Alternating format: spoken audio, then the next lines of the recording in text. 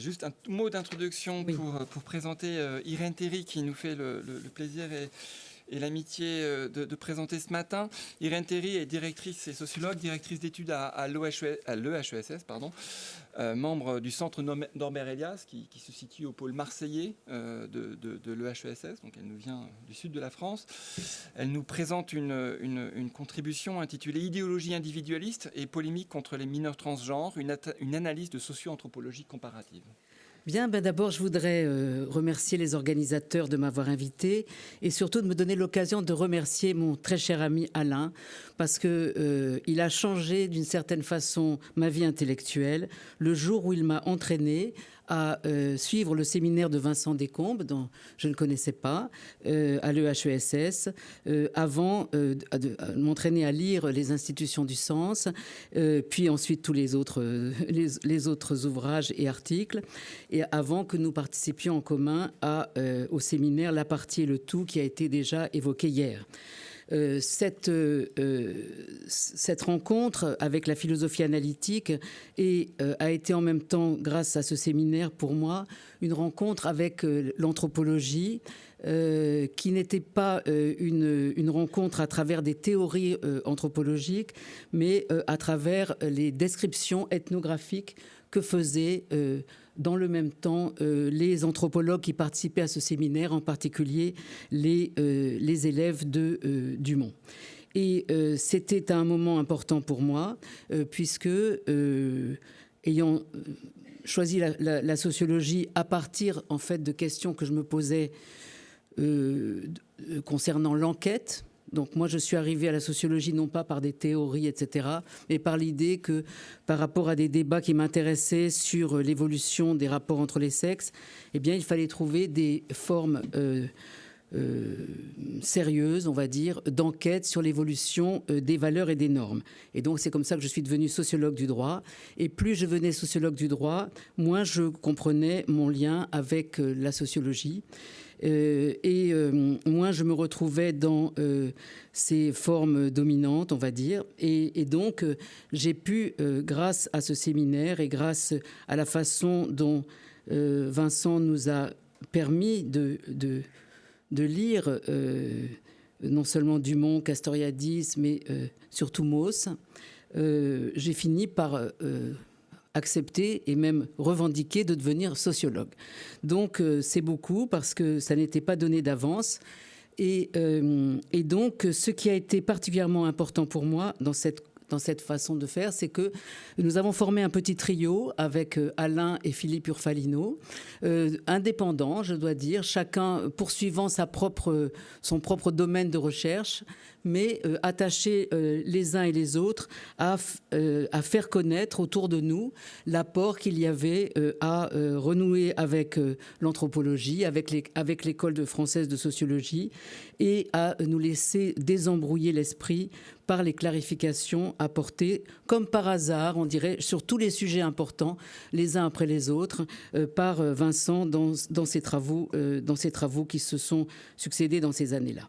Alors pour moi, ce qui a été vraiment important, c'est en particulier la façon dont ces clarifications m'ont permis d'aborder une question très compliquée à l'époque, qui était celle de la représentation de l'individu dans l'idéologie individualiste comme composée de deux entités, un moi et un corps.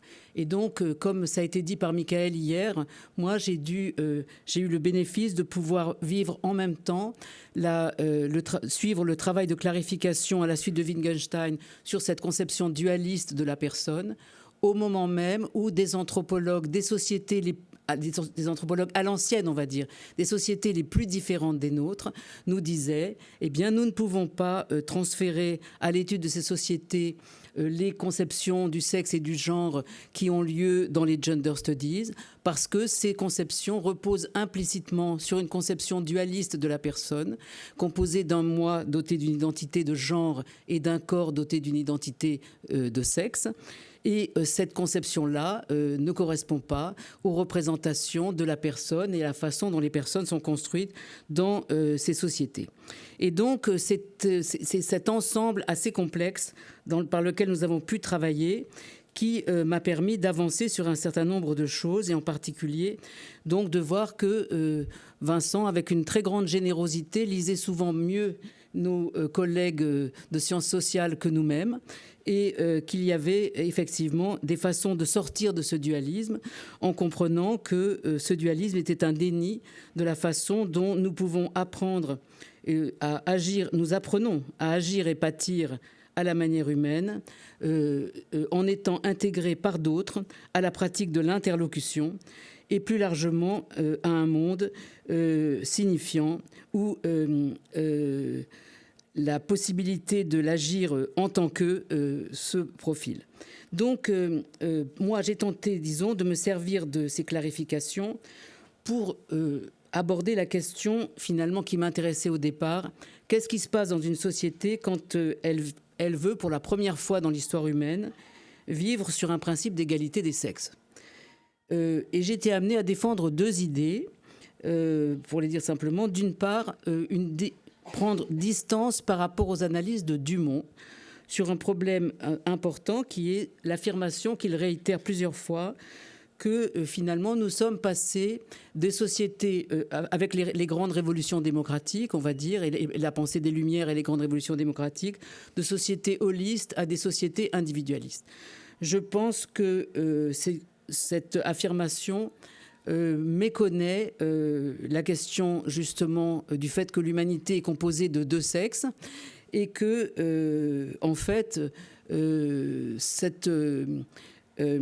nous aurions plutôt, d'après moi, vécu pendant 2 siècles après les révolutions démocratiques un combiné, je dirais, de holisme et d'individualisme, un combiné stable d'un individualisme englobant un holisme sexué.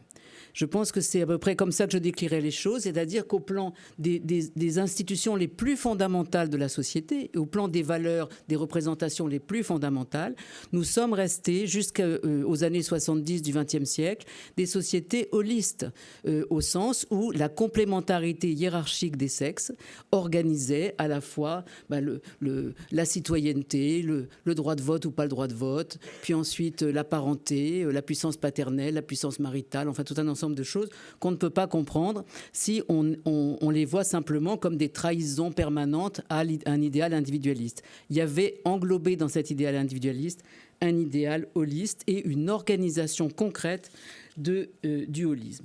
Donc ça, c'est une première chose. Et puis la deuxième sur laquelle j'ai pu insister, c'est que cette transformation en société individualiste se traduisait par tout un ensemble de transformations d'institutions fondamentales. Et là, et en particulier, moi j'ai voulu m'intéresser aux institutions de la parenté, alliance, filiation, germanité. Ce changement, et c'est là que j'ai trouvé un problème, peut-être je me suis heurté à un problème un peu différent de celui d'Alain, bien qu'il ait des points communs, puisqu'il a évoqué Henri Mindras récemment, c'est que j'avais le sentiment de devoir travailler sur une réorganisation d'ensemble de l'institution des relations sociales, et en particulier de la dimension sexuée de la société, et que le discours qui en était tenu par cette même société était toujours celui de l'individualisation, qui annulait complètement cette part de la question masculin-féminin, homme-femme, etc. Et donc, depuis que je travaille sur la famille, je me heurte à l'idée, à une idée, je dirais, individualiste, que ce qui se passe, qui explique les transformations du mariage, du couple, de la filiation, etc., etc., c'est une individualisation des institutionnalisations. Et donc, cette thèse de l'individualisation des institutionnalisations, en fait, elle ne cesse de se reproduire sous des formes différentes. Et encore aujourd'hui, je la retrouverai, on y viendra tout à l'heure. Et donc, cette thèse de l'individualisation, évidemment, elle rend difficile le travail, puisque en sociologue des pratiques juridiques et judiciaires, ce que je vois, c'est une métamorphose des institutions et jamais une désinstitutionnalisation. Donc, il me faut faire avec ça.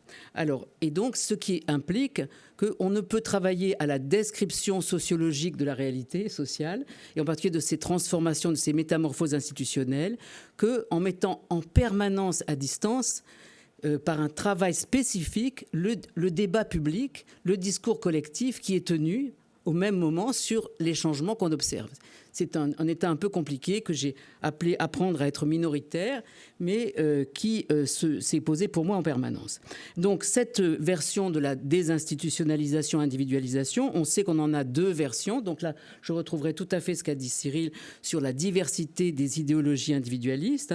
On a une version qu'on pourrait dire enthousiaste, apologétique de cette transformation, de cette individualisation. L'individu s'émancipe du carcan des institutions.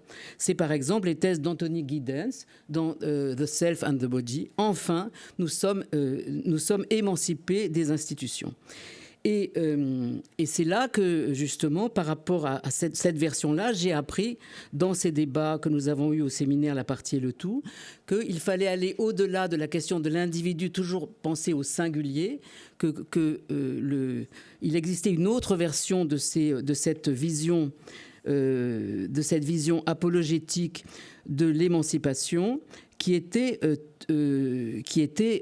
développée à travers des théories qu'on va dire plutôt ensembliste identitaire, pour parler comme Castoriadis, dans laquelle c'est pas l'individu qui s'émancipe, ce sont des catégories particulières d'individus qui sont opprimés, dominés par d'autres catégories d'individus, qui les ont opprimés grâce à l'utilisation des institutions, et donc qui s'émancipent de cette domination, par cette domination du pouvoir que les dominants exerçaient sur eux, grâce à la magie des institutions qui leur faisaient croire à la valeur de la règle de droit.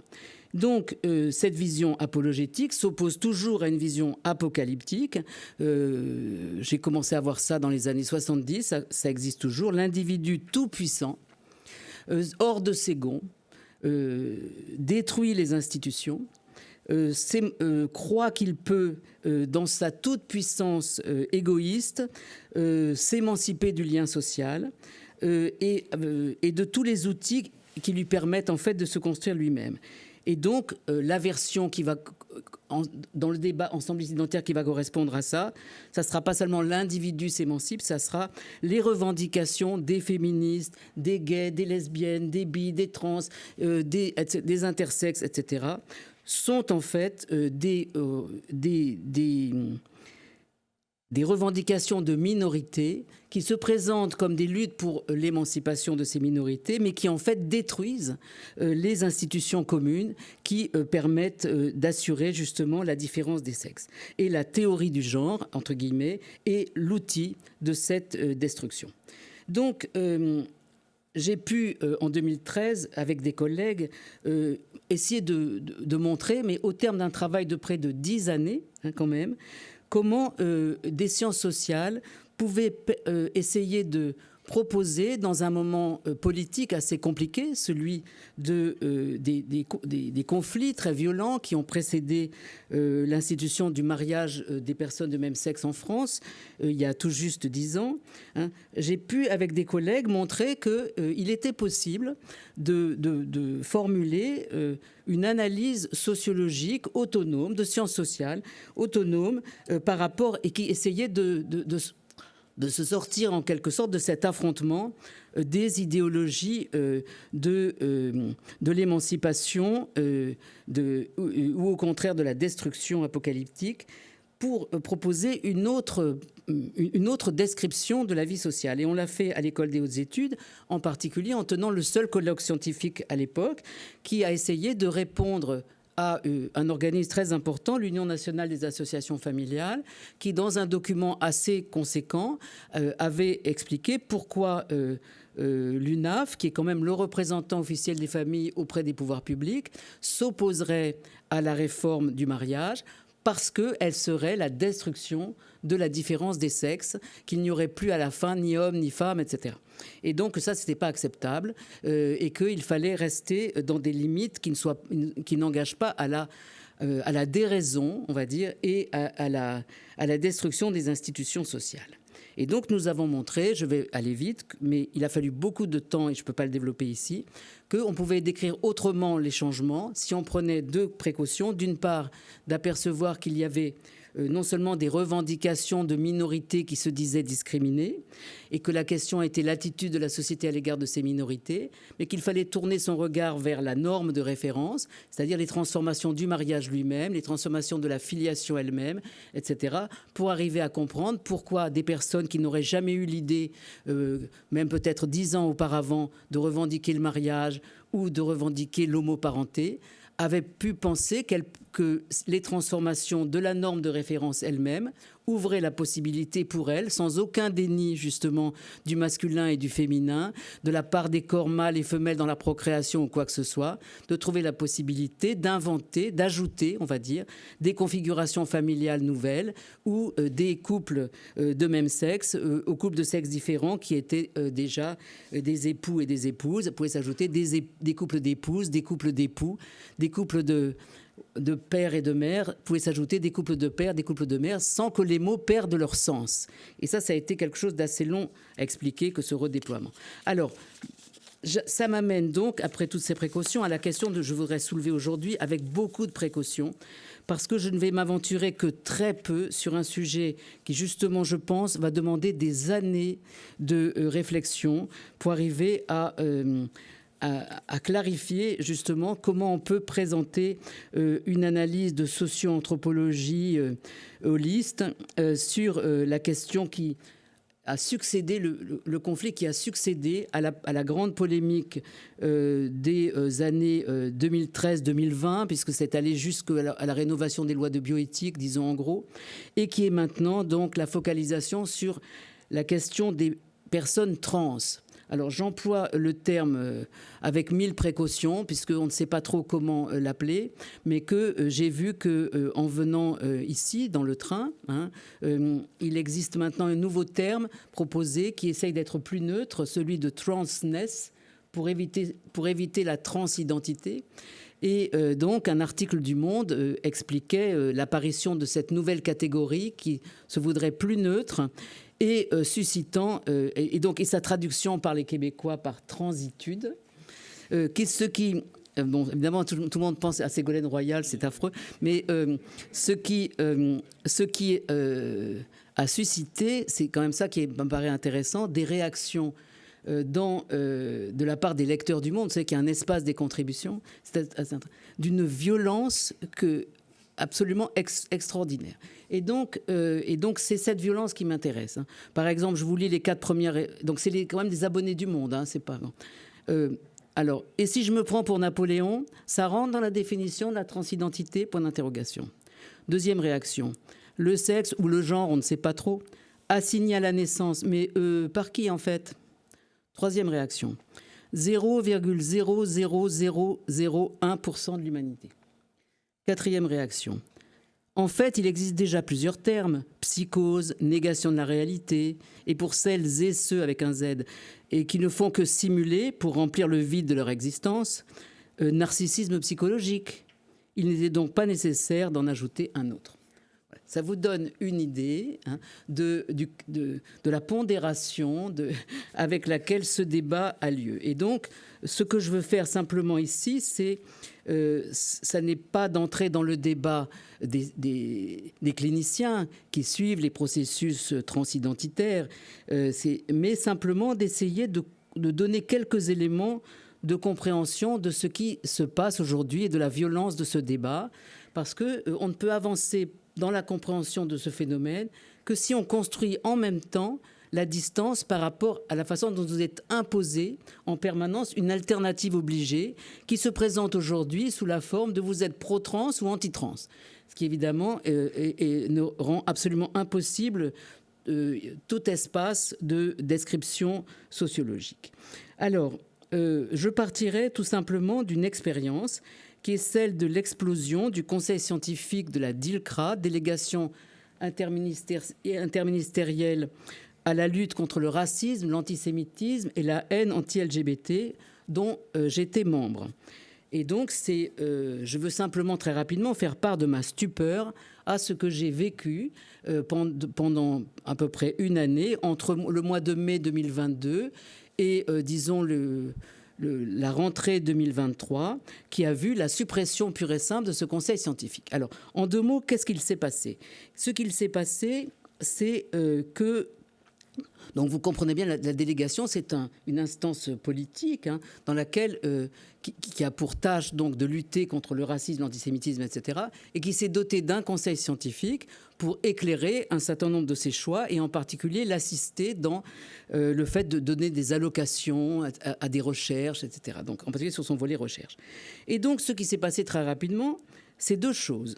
2 événements. D'abord, nous apprenons que le président de notre conseil scientifique, Smaïn Lacher, qui est connu pour ses travaux sur la question du racisme, de l'antisémitisme, est entré au conseil scientifique d'un organisme qui s'appelle l'Observatoire de la Petite Sirène, que personnellement, je ne connaissais pas à ce moment-là, parce que je ne suis pas quelqu'un qui travaille sur la question trans, à la différence d'autres de mes collègues. Nous étions 7 personnes sur un conseil scientifique de 30 à y être au titre de compétences à un titre ou à un autre sur les questions LGBT, etc.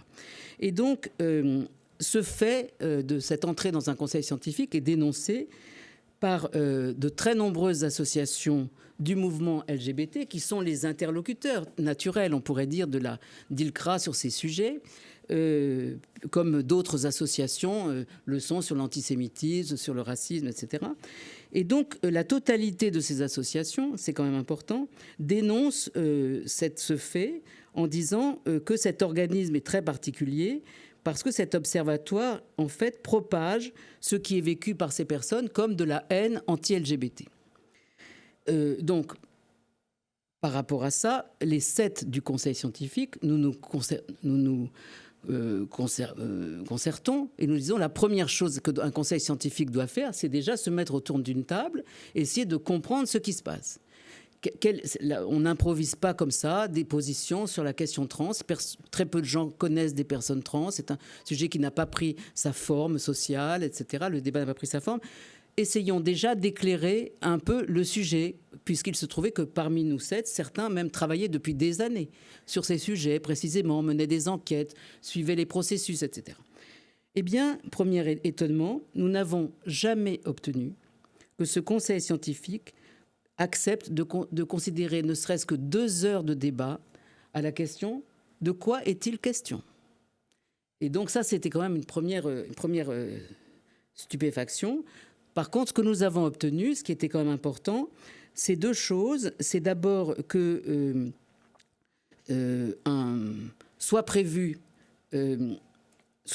un atelier, enfin, de travail sur ce sujet, un groupe de travail sur ce sujet, comme d'autres groupes avaient été élus. Donc, on n'en parlerait pas dans le conseil scientifique, mais on constituerait au moins un groupe de travail qui aurait charge d'élaborer la question de façon scientifique, en recevant les différents organismes, etc. Bref, les cliniciens, tout un ensemble de choses.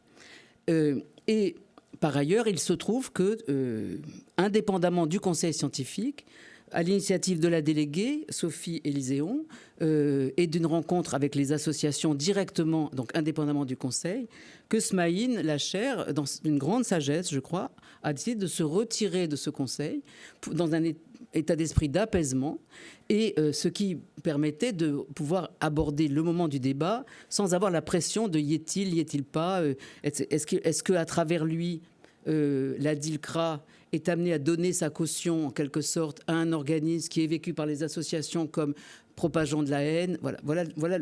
Smaïn a remis cela. Mais, donc, très bien. Mais quelques mois plus tard, alors que 2 des membres de ce conseil scientifique, enfin, des fondatrices de l'Observatoire de la Petite Sirène, Céline Masson et Caroline Eliachev, dont je précise que, contrairement à ce qui est affirmé à leur sujet, moi ayant fait 2 fois des rapports au gouvernement dans lesquels j'ai travaillé avec Caroline Eliachev, j'ai plutôt un a priori favorable à son égard et je ne la considère pas comme l'horrible réactionnaire comme on la présente quelquefois. Je ne connais pas Céline Masson, mais elle, je la connais. En tout cas, j'ai pas de raison de les penser malhonnêtes dans ce qu'elles font. Au contraire, j'ai plutôt un a priori que si elles agissent, c'est qu'elles ont elles ont la certitude qu'il faut faire quelque chose. Donc je n'ai pas d'observation particulière à faire à leur égard, mais il se trouve que lorsqu'elles font des conférences, comme elles le font en tant que représentantes de cet observatoire, eh bien, il y a des chahuts, il y a des empêchements de parler, etc. Et donc, et même des impossibilités de parler, de s'exprimer. Donc, évidemment, on voit bien que c'est pain béni, on va dire, pour certains, qui vont se précipiter sur cette situation pour demander qu'une nouvelle fois, parce que les adversaires ne cessent de se nourrir mutuellement, que le conseil scientifique se prononce par un communiqué en plein dans ces débats sur la liberté d'expression. Alors je dis, c'est quand même pas à moi qu'il faut apprendre à faire la grimace, etc. Je dis non, on va pas ce qui nous est demandé est de prendre position dans le conflit entre les associations et cet observatoire. Nous avons décidé de faire un débat plus tard. Nous n'allons pas trancher par un communiqué qui va être évidemment perçu, c'est d'ailleurs ce qui a été le cas, comme un communiqué d'appui à cet observatoire. Voilà. Donc, juste alors, il y avait eu la question de la fresque d'Avignon, la fresque antisémite d'Avignon. Nous avions tous été très heureux que cette fresque qui était défendue au nom de la liberté d'expression par la municipalité d'Avignon, soit finalement effacée. Et nous avions pu rappeler qu'il y a des limites à la liberté d'expression et qu'elle n'est jamais absolue. Mais voilà quelle a été la situation. Et là encore, à l'occasion de ce deuxième conflit, ce qui s'est passé, c'est que nous n'avons pas pu davantage nous exprimer, nous qui étions supposés connaître un peu le sujet, hein, et que même à l'issue de ces conflits qui se sont finalement traduits par la décision de mettre fin au conseil scientifique qui a été prise par certainement la ministre de tutelle, Elisabeth Rome, devant le blocage de la situation. Nous avons même pu lire dans la presse de très nombreuses tribunes, y compris signées par des collègues, aussi sociologues aussi prestigieuses que Dominique Schnapper, qui expliquaient que parmi les sources du problème était la présence dans le conseil scientifique de sociologues inféodés aux associations. Alors, comme les sociologues en question n'avaient jamais pu s'exprimer une seule fois, c'était assez stupéfiant pour moi, mais ça donne une idée de la difficulté. Alors, quel est le problème ? Quel est le problème alors qu'il est 20 et que j'ai plus qu'un quart d'heure ? Eh bien, je dirais que je commence à le démêler de la façon suivante. Il y a une ambiguïté très importante et intéressante de l'Observatoire de la Petite Sirène, parce que Caroline Eliachev et Céline Masson se parlent en tant que psychologues, psychanalystes. Et c'est en ces termes qu'elles se présentent comme ce qu'elles nomment des lanceuses d'alerte, dont le seul but, au fond, est d'appeler à la prudence sur la question du traitement des processus de dysphorie de genre ou d'incongruence de genre, comme on les appelle aujourd'hui, concernant des mineurs trans. Et donc, elles sont alarmées par deux faits importants. D'une part, une augmentation rapide des demandes de transition chez les jeunes, et en particulier de la part de mineurs, de jeunes nés jeunes filles. Et d'autre part, donc, pourquoi cette augmentation rapide ? N'est-elle pas un signe que quelque chose ne va pas ? Et deuxièmement, elles sont inquiétées par un abus de prescription de traitements hormonaux ou de modifications chirurgicales entraînant des modifications irréversibles chez des mineurs. Et disent-elles, autant nous ne nous autorisons aucun jugement sur les majeurs, ils font bien ce qu'ils veulent de leur corps, autant nous intervenons au nom de la défense des enfants qui sont enrôlés, en quelque sorte, dans des processus irréversibles, alors même que dans d'autres pays existe tout un ensemble de débats par rapport à ces pratiques, et en particulier à la suite de détransitions dramatiques qui ont eu lieu et qui ont été masquées. En gros, voilà quelle est la situation. Voilà ce qu'elle dit. Si c'était ça le débat, il n'y aurait pas de problème. Appeler à la prudence, qui voudrait ne pas appeler à la prudence ? Voilà. La question n'est pas véritablement celle-là. Elle est que, à côté de cet appel à la prudence. Cet appel à la prudence n'est pas traité, c'est ça qui est particulier, comme un débat interne à des cliniciens, comme un débat de spécialistes des transidentités. Il n'est pas traité, par exemple, en débattant à travers des articles, par exemple, dans, attendez que je trouve, voilà, dans Neuropsychiatrie de l'enfance et de l'adolescence, etc., qui prendrait le soin de s'inscrire à l'intérieur d'un consensus, on va dire, de ceux qui sont les gens qui s'occupent de ces sujets. Au contraire, la position est d'extériorité complète par rapport à ces débats. Et donc, la position qui a été choisie, c'est moins celle de spécialistes parlant avec des spécialistes sur des sujets complexes, très complexes, on le sait, mais celle, comme on l'a dit, de lanceuses d'alerte, qui vont utiliser beaucoup de moyens pour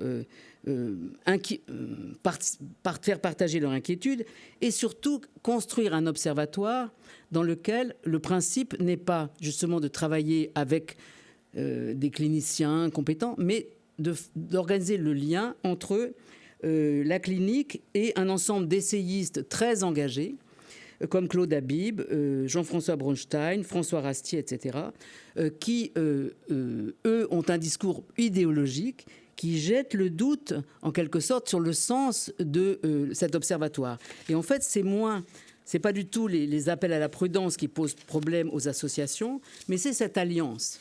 Et cette alliance, en effet, elle est problématique parce qu'elle fait avancer dans le débat non seulement un questionnement, on va dire, qu'est-ce qui se passe? Pourquoi une inquiétude, un appel à la prudence? Mais en fait, un ensemble de réponses. Ce qui est reproché à l'Observatoire de la Petite Sirène, ce n'est pas tant ces questions que les réponses qu'il impose à ces questions-là. Ces questions qui sont partagées par tout le monde. C'est vrai, quand il y a une augmentation du nombre de jeunes qui font des transitions, que c'est particulièrement des filles F2M vers garçons, etc.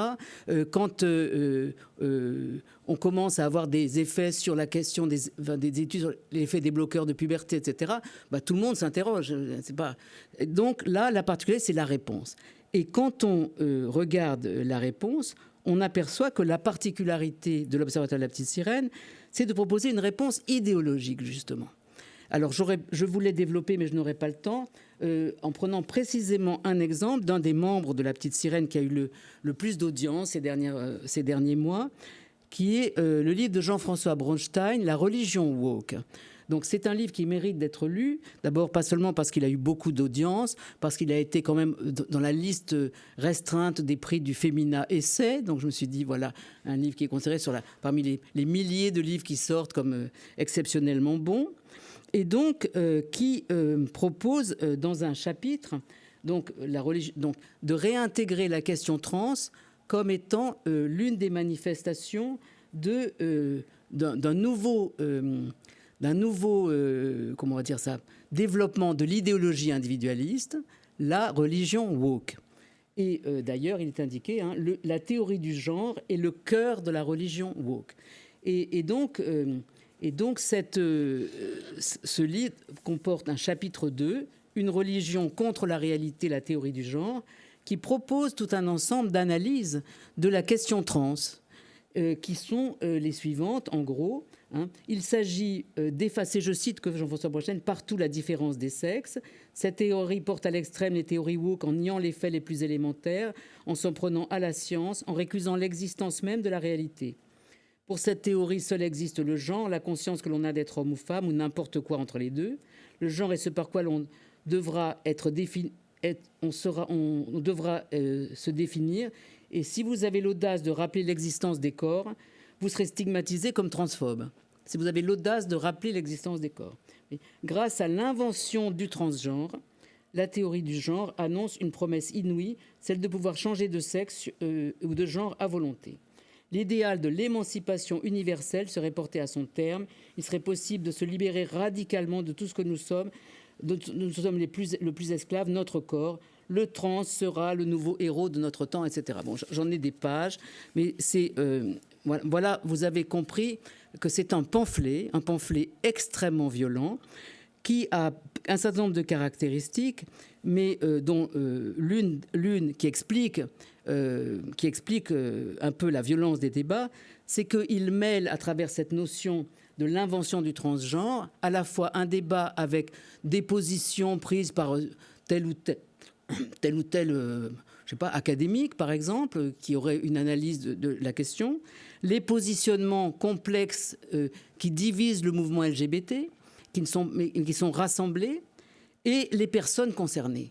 C'est surtout ça. C'est-à-dire qu'il n'y a pas de distinction dans le principe même de cette analyse entre les personnes qui vont se présenter à des cliniciens avec des interrogations sur leur genre, qu'elles soient mineures, majeures, peu importe, les théories qui sont faites sur elles par certains académiques ou autres, et les débats internes et un mouvement LGBT qui lui-même est très divisé. Tout ça, ça fait un paquet, et dans lequel, évidemment, vient s'ancrer le sentiment de la transphobie, puisque le trans, c'est pas simplement le héros de notre temps, c'est surtout dans l'analyse de Bronstein, mais qui reprend au fond la fameuse thèse de la théorie du genre, celui qui est une menace pour tout le monde. C'est une menace puisque c'est pas seulement celui qui exige qu'on prenne son langage privé, on va dire, face autorité, c'est qu'il impose la tyrannie de son langage privé à tous. C'est ça la thèse. C'est-à-dire vous serez transphobe si vous n'acceptez pas finalement que le sentiment intérieur indiscutable de l'individu ne définit s'il est homme ou s'il est femme. Et donc les mots n'ont plus de sens. Et donc le trans, c'est à la fois celui qui va changer de genre s'il le veut ou pas. Alors, je suis un homme, clac, je suis une femme, hein, et d'une part. Et d'autre part, vous devez reconnaître que mon sentiment intérieur incommunicable et privé fait loi. Et donc, c'est la destruction de la civilisation à travers ça.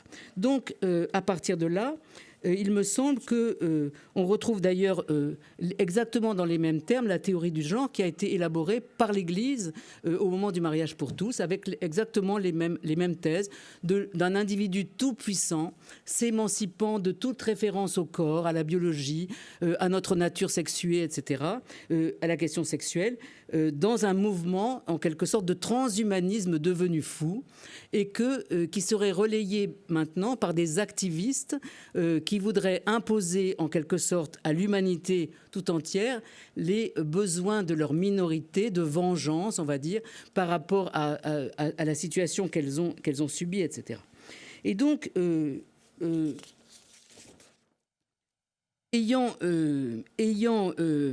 apercevant maintenant la difficulté de ce débat, comprenant un peu de quoi il est fait, qu'est-ce que je peux nommer pour terminer sur ce que pourrait être le programme de réflexion pour des sciences sociales?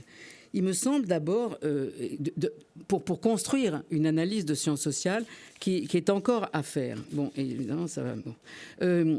Donc déjà, premièrement, reconnaître que la logique de ce débat, et elle va être sans cesse nourrie par aussi bien le mouvement LGBT que par ceux qui le critiquent comme promouvant des transformations qui non seulement vont en fait imposer à des enfants sous couvert de les écouter un enfermement, parce que j'ai été un peu vite, un enfermement dans une sorte de tunnel dans lequel la bienveillance apparente, en fait, va les enfermer. C'est ça la thèse. Hein. La bienveillance, en fait, on va t'écouter, etc., va entraîner l'entrée dans ce qu'on appelle le train de la transidentité. Une fois que vous êtes entré dedans, vous ne pouvez plus jamais en descendre, etc. Et si un jour vous en descendez, vous serez un traître à la cause, vous n'aurez pas de... Voilà. Donc, cette opposition pro-trans et anti-trans ne permet absolument pas pour des sociologues de rendre compte des questions soulevées par le changement social. Ça, c'est une première chose. Par ailleurs, je vais aller vite. Dans ce débat, nos contemporains s'expriment ce qui est normal, on va dire, dans le langage individualiste, en termes d'identité du moi, identité des corps, etc.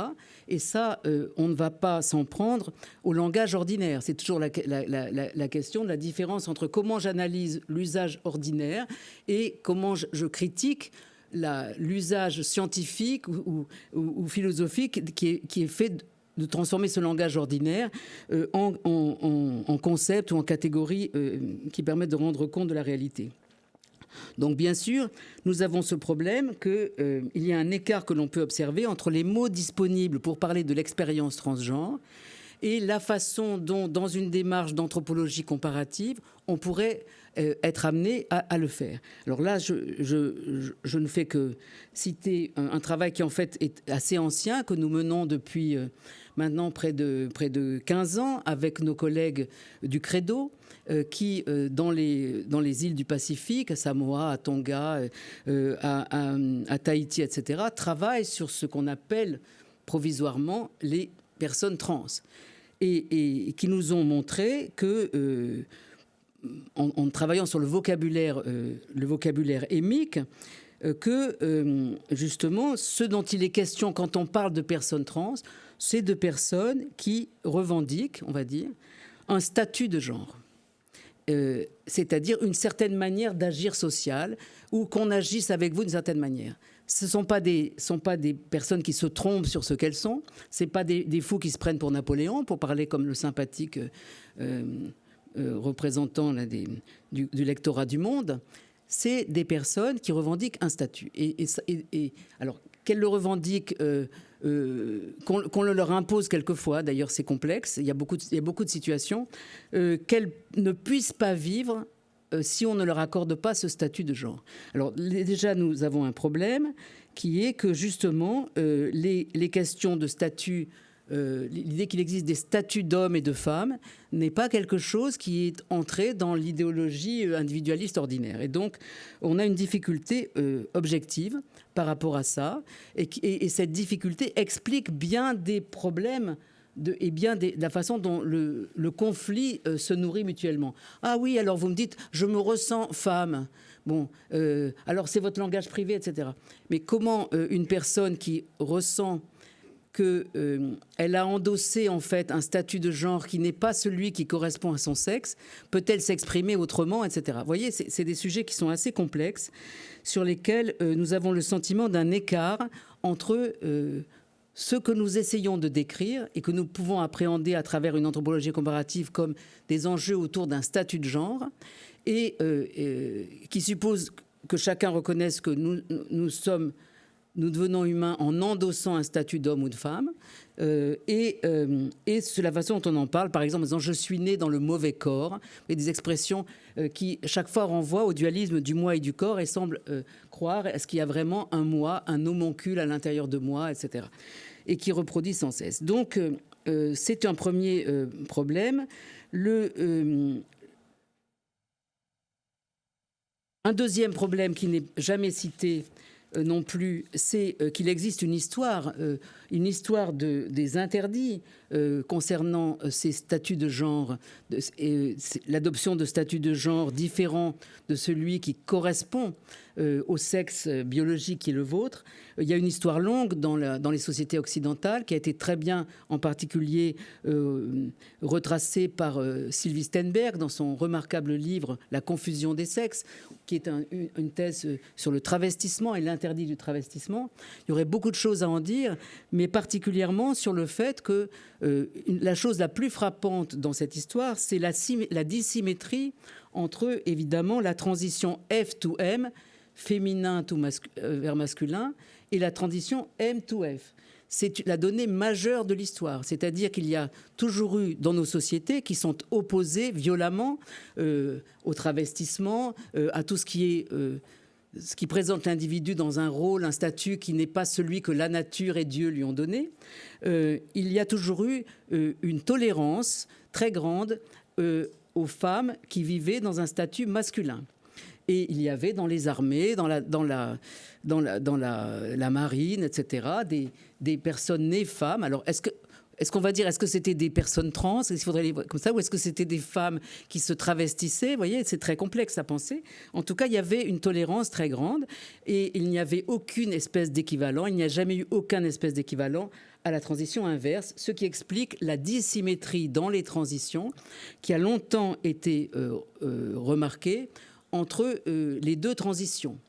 Et donc, par exemple, parmi les débats qu'il faudrait intégrer à la discussion, il y aurait quelle est la part dans le fait qu'aujourd'hui, on voit beaucoup de personnes nées jeunes filles qui revendiquent un statut masculin, de simplement la fin de cette dissymétrie.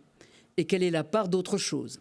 Alors ça amène à un autre problème qui ne peut jamais être posé à travers la question de trans, pour ou contre trans, c'est que nous avons, et ça c'est quelque chose qui est reconnu par le mouvement LGBT lui-même, une hétérogénéité des situations. C'est le point qui me paraît le plus difficile à penser.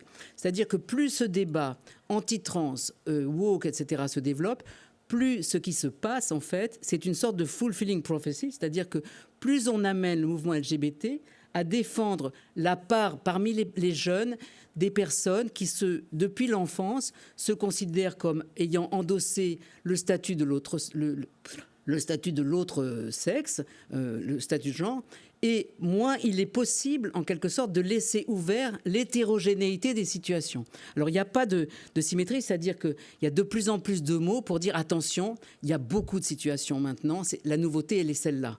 C'est pas simplement qu'il y a un ancien phénomène très longtemps répertorié, longtemps occulté, qui aujourd'hui, etc.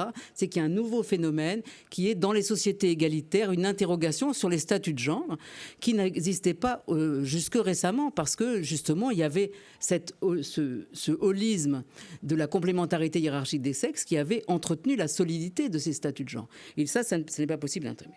Voilà. Et donc je terminerai sur le dernier, ça sera fini comme ça.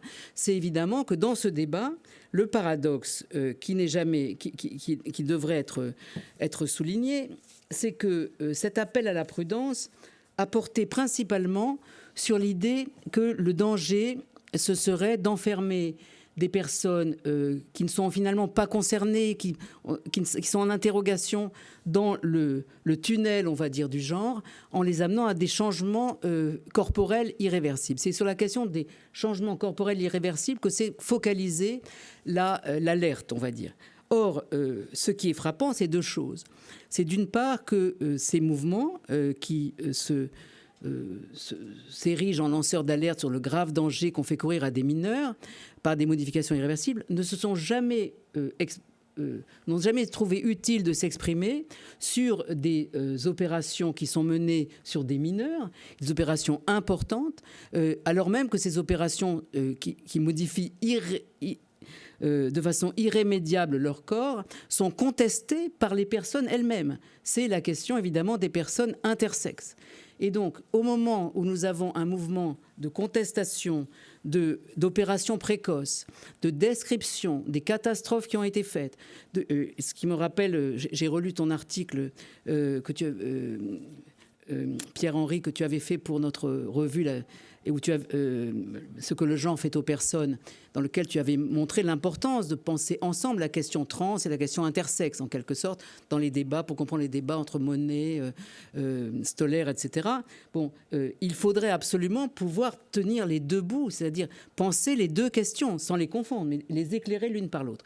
Donc, aucune espèce d'alerte sur ce sujet, ce qui est quand même étonnant, et par ailleurs, aucune espèce de prise en compte du fait que s'il y a eu un effet des mouvements de revendication militants, qu'on va appeler le mouvement LGBT, sur ces questions, il a justement porté sur l'émancipation par rapport à l'obligation qui était faite par le pouvoir médical de ces transformations physiques.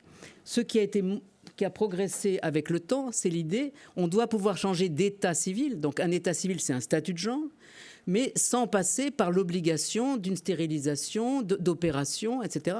Le mouvement, d'ailleurs, allant aujourd'hui jusqu'à aucune sorte de modification quelconque. Donc il y a un écart aussi assez remarquable entre l'angle qui est pris et la situation dans laquelle on est, ou dans lequel ceux qui sont visés comme par leur activité sur les réseaux sociaux, leur idéologie, etc., vont enfermer des jeunes gens innocents, on va dire, vers, dans le train du genre et les modifications irréversibles, sont en fait ceux-là même qui ont contesté l'obligation de ces changements physiques. Merci. Merci.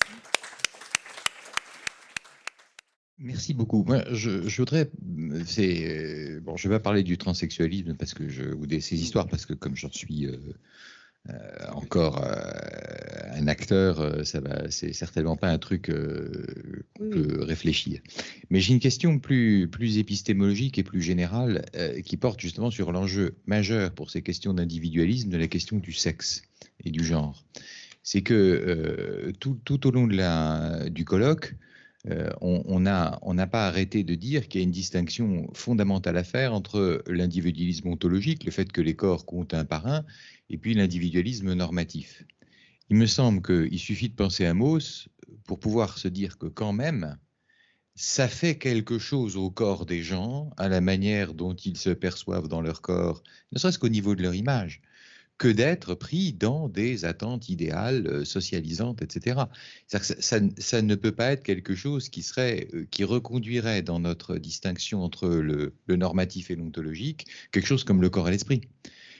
Parce que donc, même les façons de mourir d'un individu, les façons d'être affecté d'un individu, enfin, je pense au texte extraordinaire de Mauss là, sur la mort du papou, là, comme ça, qui traverse, qui viole un tabou, qui est en parfaite santé et qui en 3 jours est mort, quoi. Enfin, c'est-à-dire, donc là, il y a quand même des prises sur le corps qui sont extrêmement profondes.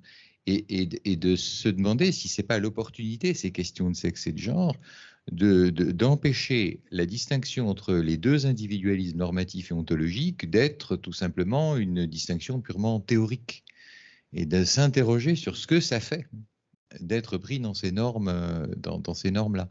Parce que ça aussi, ça peut être une entrée dans la question non seulement du sexe, mais du mourir, mais de la grossesse, mais de toutes les choses qui arrivent au corps des gens et qui sont totalement socialisées et socialisantes dans la reproduction des générations, dans la succession des générations, etc. Et donc, j'aimerais bien savoir s'il y a dans ce que vous avez dit, quelque chose qui pourrait justement prendre au sérieux cette articulation, le fait que ça fait des choses au corps des gens, le fait d'avoir ces idéaux sociaux, ils les incarnent en réalité. C'est pas juste des idées qu'ils ont ou c'est pas le langage qui parle. C'est qu'en le parlant, en étant affectés, ils en viennent à être transformés. Moi, je suis persuadé qu'on ne se regarde pas dans la glace ou dans un miroir comme un ancien se regardait dans un bouclier de bronze.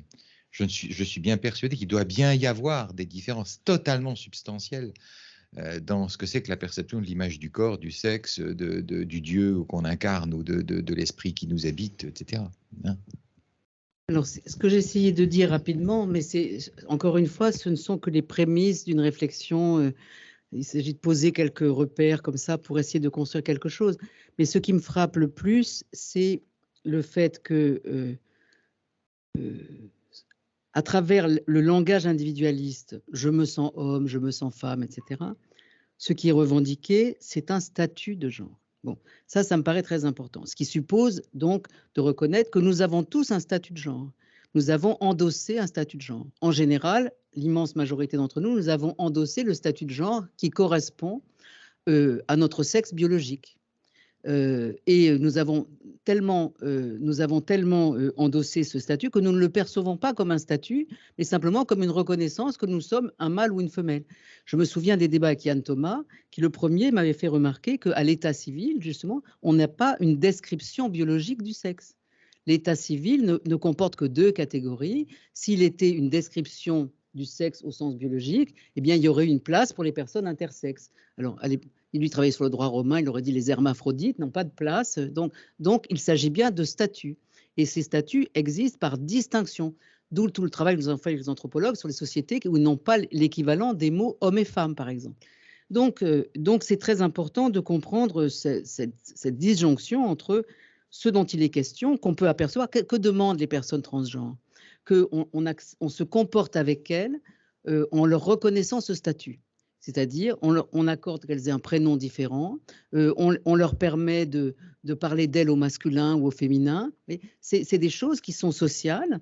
Elles nous demandent pas autre chose que ça.